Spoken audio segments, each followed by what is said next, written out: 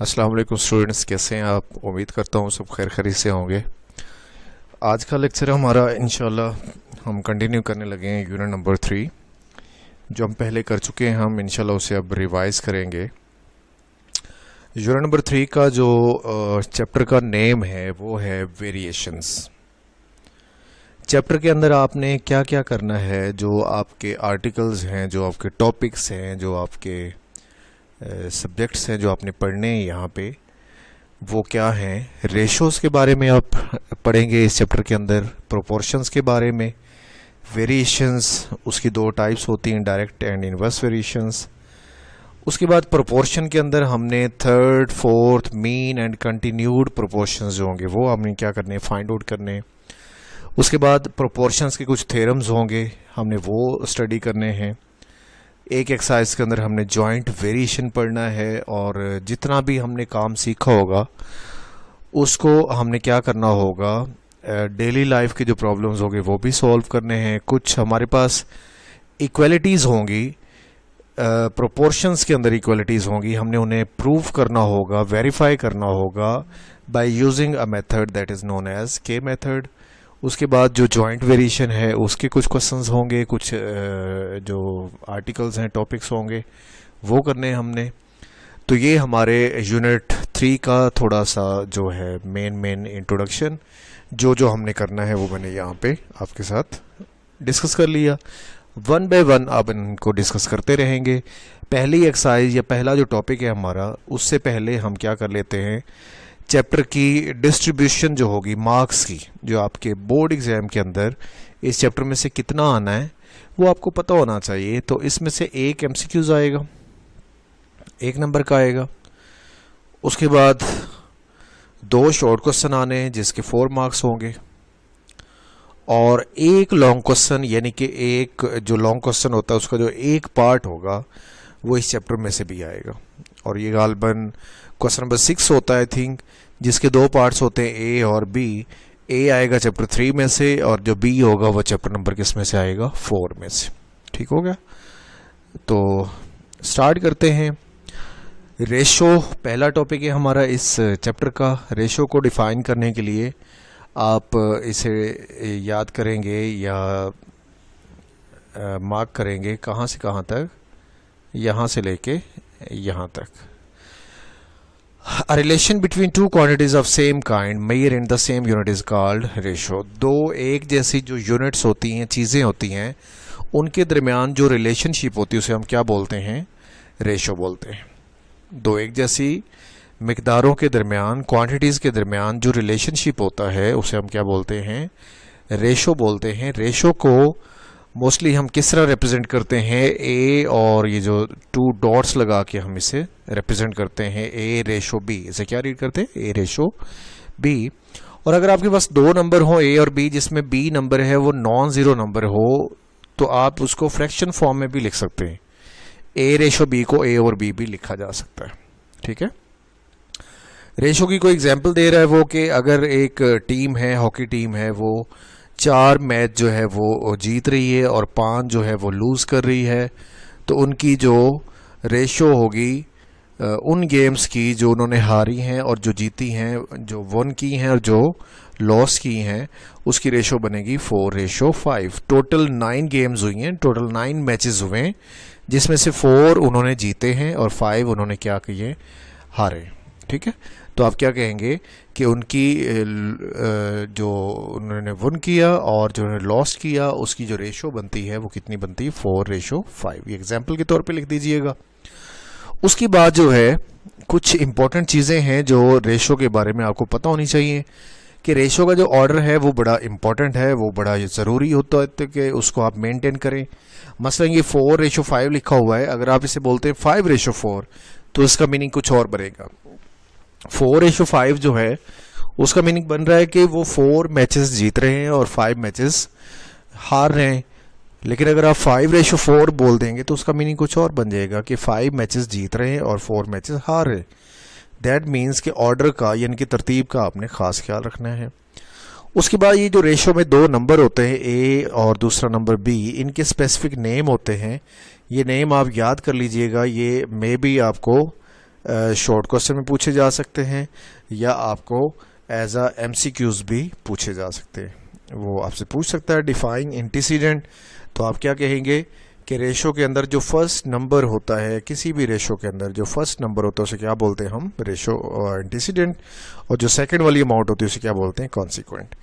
और थर्ड वाला important point ये है कि रेशो के यूनिट्स क्या होते हैं। अगर आपसे पूछा जाए तो आपने कहना है ratio has no unit, ratio के कोई यूनिट नहीं होते, क्योंकि हम जब रेशो मेजर कर रहे होते हैं या मालूम कर रहे होते हैं तो हम ये कहते हैं कि वो दो सिमिलर क्वांटिटीज़ हैं जिनकी हम रेशो ले रहे हैं, वो सिमिलर क्वांटिटीज़ है। और आपको पता है सिमिलर क्वांटिटीज़ है तो उनकी यूनिट्स भी सेम होंगी, और अगर यूनिट सेम होंगी तो रेशो लेते हुए आपस में क्या हो जाती हैं, कैंसिल आउट हो जाती हैं।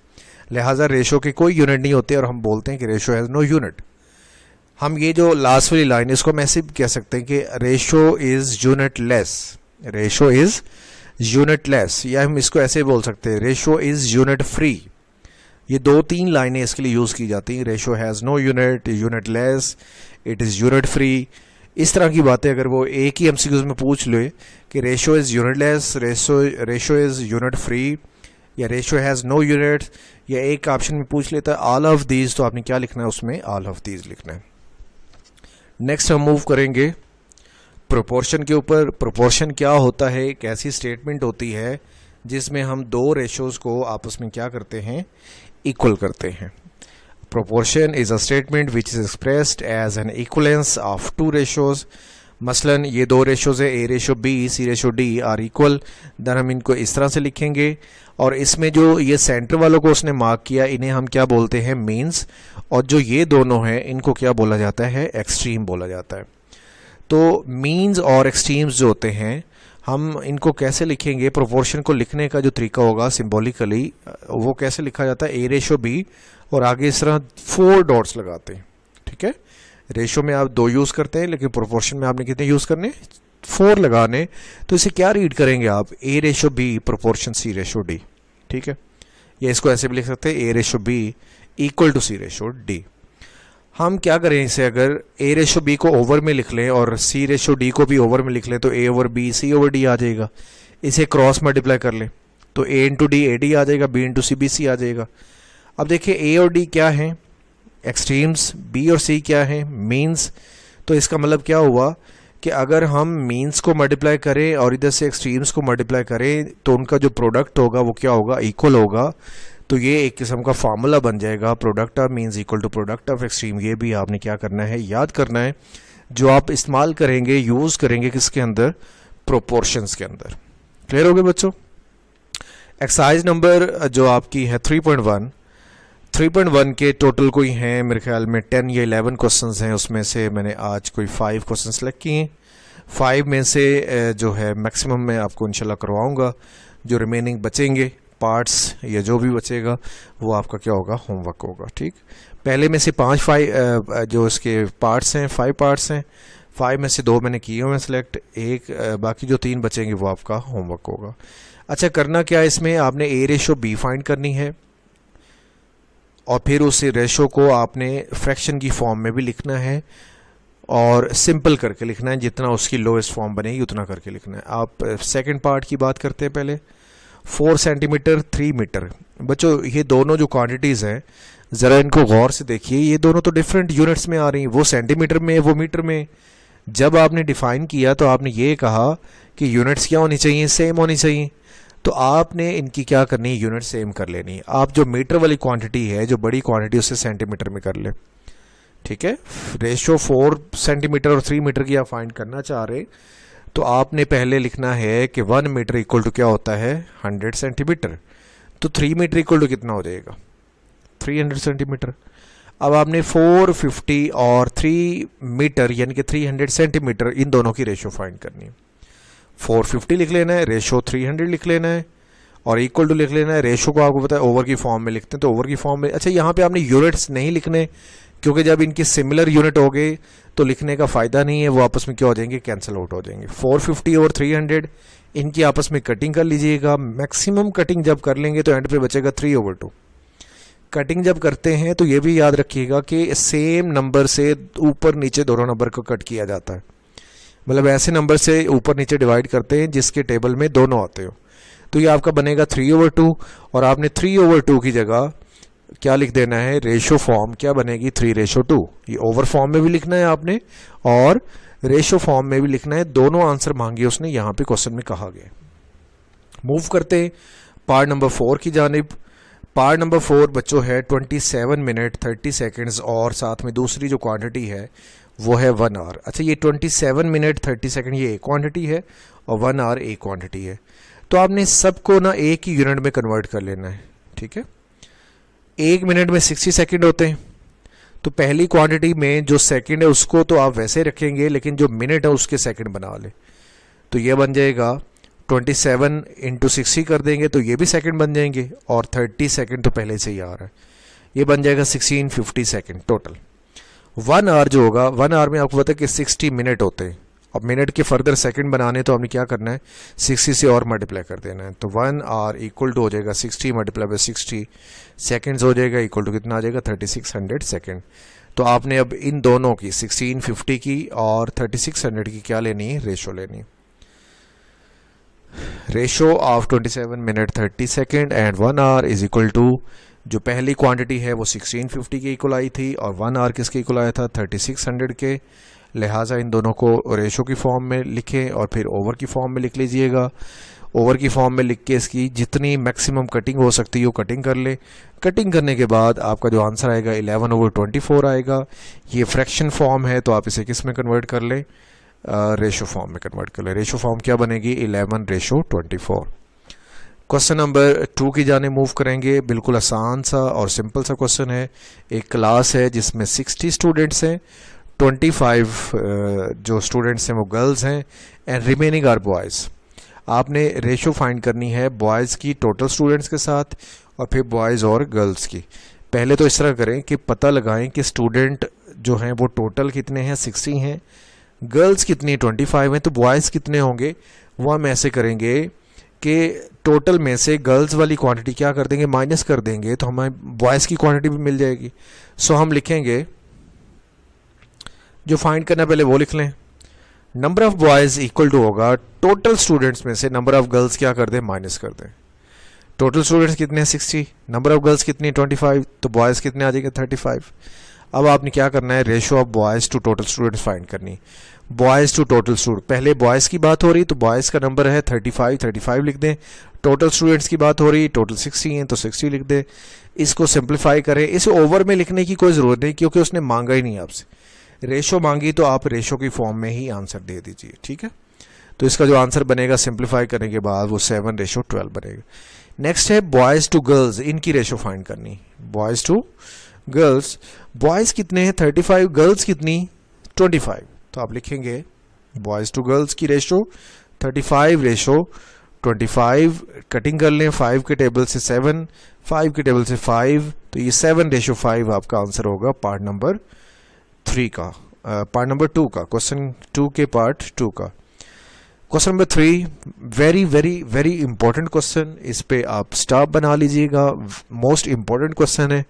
अगर 10 एग्जाम होते हैं इस चैप्टर के, इस बुक के, तो आपके इस क्वेश्चन के आने के जो चांसेस होते हैं वो मैक्सिमम होते हैं, तकरीबन 6 से 7 एग्जाम्स में ये लाजमी आएगा, इतना इंपॉर्टेंट क्वेश्चन है। आपने इसमें से x रेशो y फाइंड करना है और x रेशो y का मतलब होगा कि x ओवर y फाइंड करना है। अगर आप ओवर में बोलें तो क्या बोलेंगे, x ओवर y, ये आप क्या करना चाह रहे हैं फाइंड। तो ये जो एक्सप्रेशन इक्वेशन आपको गिवन है इसे सिंप्लीफाई कर लें। आप क्या सिंप्लीफाई करेंगे, 3 अंदर क्या कर लेंगे multiply, 12x 3 5 15y equal to 2x - 7y। x वाली टर्म्स एक तरफ कर लें, बाकी एक तरफ कर लें। 2x इधर आके माइनस हो जाएगा, 15 हो जाके प्लस हो जाएगा। 12x - 2x 10x बचेगा, 15 - 7 8y बचेगा। अब आपने क्या करना है, x रेशो y फाइंड करना है। तो y कहाँ होना चाहिए, x के नीचे होना चाहिए ना। तो y को यहाँ से राइट साइड से उठा के लेफ्ट साइड पे ले जाएंगे, x के साथ क्या कर देंगे डिवाइड, तो x ओवर y हो जाएगा और ये 10 8 के साथ क्या हो जाएगा डिवाइड हो जाएगा जी। x ओवर y आ गया 8/10, 8/10 मजीद सिंप्लीफाई हो रहा है, सिंपलेस्ट फॉर्म में करें इसे। 2 के टेबल से 4, 2 के टेबल से 5, तो x over y equal to आ जाएगा 4/5। अब ये ओवर की फॉर्म है, आपको चाहिए रेशो की फॉर्म, तो आप क्या लिखेंगे, x ratio y equal to 4 ratio 5। यही आपका क्या होगा, फाइनल आंसर होगा। मूव करते हैं क्वेश्चन नंबर 5 की जानिब। बच्चों इसमें क्या कहा गया है कि ये जो अननोन नंबर x आ रहा है ये आपने क्या करना है, फाइंड करना है। ये जो वेरिएबल की वैल्यू x होगी वो आपने क्या करनी, फाइंड। जबकि हमें ये कहा गया कि ये रेशो और ये जो 2 रेशो 5 है ये आपस में इक्वल है। हम फाइंड करना चाह रहे हैं x। सोल्यूशन कैसे निकालेंगे कि इसकी रेशो इस रेशो के इक्वल कर दी जाएगी। ठीक है, ये देखें 3x plus 1 ratio 6 plus 4x equal to कर देना है 2 रेशो 5। अब ये रेशो को आप ओवर की फॉर्म में लिख लें, फ्रैक्शन फॉर्म बनाए इसकी। 3x प्लस 1 ऊपर आएगा, रेशो के बाद वाला नीचे आता है, इधर आ जाएगा 2 और 5, क्रॉस मल्टीप्लाई कर दे। 5 3x प्लस 1 से होगा और 2 6 प्लस 4x के साथ होगा। 5 3 से 15 प्लस 5 हो जाएगा, 2 6 से 12 प्लस 2 4 से 8x हो जाएगा। x वाली अमाउंट से एक तरफ कर लें, बाकी एक तरफ कर लें। 8x इधर जाके माइनस होगा, 5 इधर जाके माइनस होगा। 8x 15 माइनस 8x माइनस कर लें, 7x आ जाएगा और इधर भी 7 आ जाएगा। हमें x चाहिए तो ये 7 मल्टीप्लाई हो रहा है, उधर जाके क्या कर दें, डिवाइड कर दें। x की वैल्यू क्या आ जाएगी, 1। इसके साथ ही आपका एक्सरसाइज 3.1 का जो फर्स्ट हाफ था क्वेश्चन नंबर 5 तक वो आपका कंप्लीट हो गया। कल हम इंशाल्लाह नेक्स्ट यूनिट स्टार्ट करेंगे। सॉरी यूनिट नहीं कह रहा, आपकी जो इस एक्सरसाइज का सेकंड हाफ है वो स्टार्ट करेंगे, वो कंप्लीट करेंगे। तो तब तक अपना आप प्रीवियस जो होमवर्क है और जो आप कर चुके हैं उसको भी अच्छे से रिवाइज कीजिए। आपके कल या परसों तक इंशाल्लाह मैथ्स के जो थोड़े बड़े वाले टेस्ट हैं, डेली असेसमेंट तो आ ही रही है, बड़े टेस्ट भी स्टार्ट हो जाएंगे, तो आपको उसके लिए भी प्रिपेयर रहना चाहिए। अपने पिछले चैप्टर्स जो है वो रिवाइज जो आपके हो चुके हैं उनको टेस्ट के लिए प्रिपेयर करना शुरू कर दें ताकि आपके टेस्ट में अच्छे नंबर आए। ठीक है, तो मिलते हैं इंशाल्लाह कल, तब तक के लिए अल्लाह हाफिज़।